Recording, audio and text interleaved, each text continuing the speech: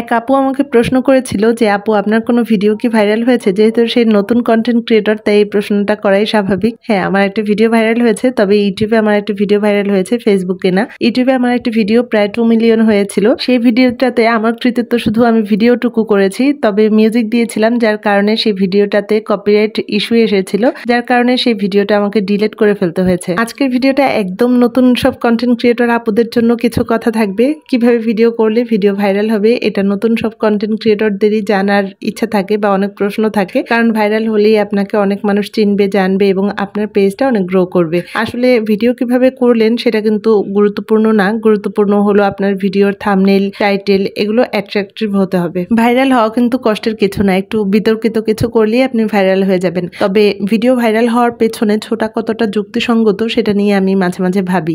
এতদিন এখানে কাজ করে কম বেশি একটু হলেও তো আমার অভিজ্ঞতা হয়েছে।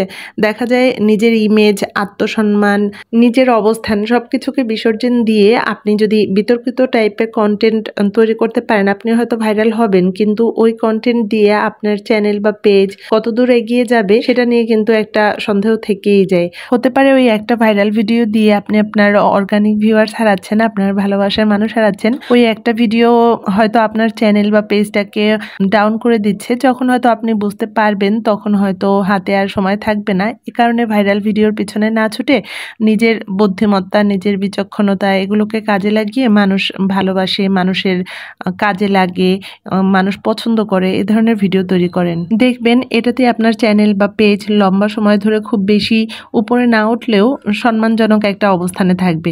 ভাইরাল হওয়া কষ্টের না, তবে নিজের আত্মসম্মান, মূল্যবোধটাকে ধরে রাখা অনেক কষ্টের।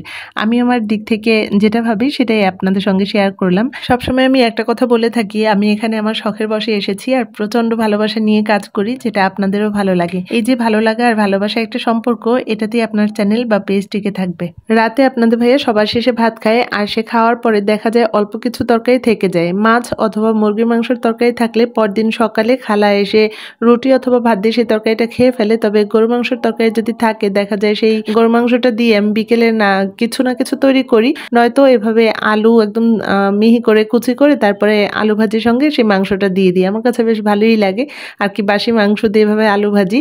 তো ডাঁটা শাক আমার কাছে খুব বেশি একটা ভালো লাগে না, তবে আজকে আমি একদম কচি ডাঁটা, তারপর মিষ্টি আলু, ছোট চিংড়ি মাছ, একটা টমেটো, চিচিঙ্গা এগুলো দিয়ে একটা তরকারি রান্না করেছি। এই তরকারিটা বেশ ভালোই লাগে, আমার ছেলেরাও পছন্দ করে, আমরাও খাই। আর এখানে আলু ভাজি আর কি, বাসি গরু মাংসের তরকারি দিয়ে আলু ভাজি করেছি আর বাটা মাছ রান্না করেছি। শীতকালের মতো টমেটো, ধনেপাতা দিয়ে একদম ঝাল ঝাল করে বাটা মাছের তরকারি ছিল। একদম গরম গরম এই তরকারি দিয়ে ভাত খেতে বেশ ভালোই লাগে। তো আজকে এখানেই রাখছি, সবাই ভালো থাকবেন। খোদা হাফেজ।